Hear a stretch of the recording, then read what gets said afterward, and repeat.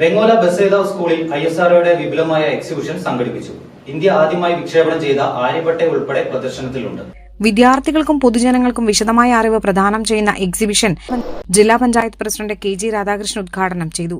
ഇതുപോലെ മനോഹരമായ ഒരു സ്കൂളിന്റെ പരിപാടിയിൽ പങ്കെടുക്കാൻ കഴിഞ്ഞതിലുള്ള സന്തോഷവും അഭിമാനവും അറിയിക്കാം.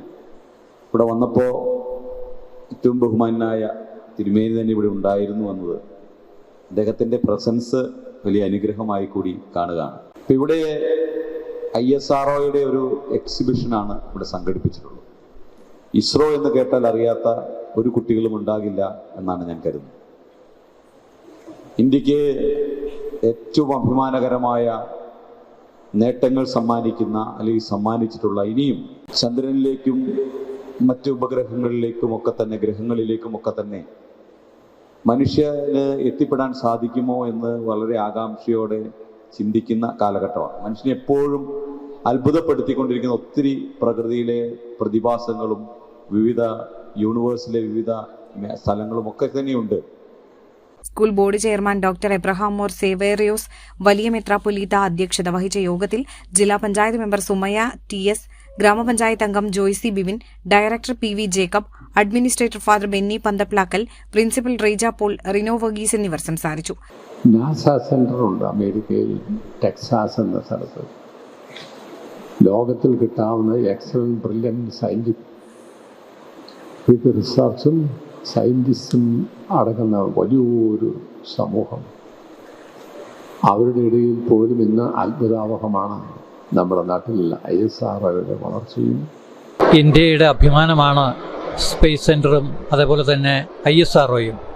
ഇന്ത്യൻ സ്പേസ് റിസർച്ച് ഓർഗനൈസേഷൻ എന്നുള്ള ഈ സ്ഥാപനം ഇന്ത്യ രാജ്യത്ത് മാത്രമല്ല ലോകരാഷ്ട്രങ്ങളുടെ മുമ്പിൽ ഇന്ത്യയുടെ പേര് ഉയർത്തിപ്പിടിക്കുന്ന ഒരു വലിയ അത്ഭുതം സൃഷ്ടിക്കുന്ന സ്ഥാപനമാണ്. നമ്മൾ ആദ്യമായിട്ടൊരു വിക്ഷേപണം ചെയ്യുന്ന സമയത്ത് റഷ്യയുടെ സഹായം നമുക്ക് ആവശ്യമായി വന്നുവെങ്കിൽ ഇന്ന് അമേരിക്ക നമ്മുടെ സഹായത്തോടെ ഒരു വിക്ഷേപണം നടത്തി എന്ന് പറയുന്നത് ISRO ഏത് നിരയിൽ എത്തി നിൽക്കുന്നു എന്നുള്ളതിൻ്റെ ഏറ്റവും വലിയ തെളിവാണ്. പ്രത്യേകിച്ച് ISROയുടെ ഈ വിക്ഷേപണ രംഗത്തുണ്ടായ വിജയം കൊണ്ട്, സ്പേസ് രംഗത്തുണ്ടായ വിജയം കൊണ്ടാണ് നമ്മുടെ ബ്രോഡ്കാസ്റ്റിംഗ് രംഗത്തും അതുപോലെ തന്നെ സാറ്റലൈറ്റ് കമ്മ്യൂണിക്കേഷൻ രംഗത്തും ഡിസാസ്റ്റർ മാനേജ്മെൻറ്റ് രംഗത്തുമൊക്കെ ഇന്ത്യക്ക് ഇത്രയധികം വിജയം നേടാൻ സാധിച്ചത്. കുട്ടികളെ സംബന്ധിച്ചിടത്തോളം നാവിഗേഷൻ എന്നുള്ള വാക്കും സാറ്റലൈറ്റ് കമ്മ്യൂണിക്കേഷൻ എന്നുള്ള വാക്കും ബ്രോഡ്കാസ്റ്റിംഗ് എന്നുള്ള വാക്കുമൊക്കെ അവർക്ക് സുപരിചിതമാണ്.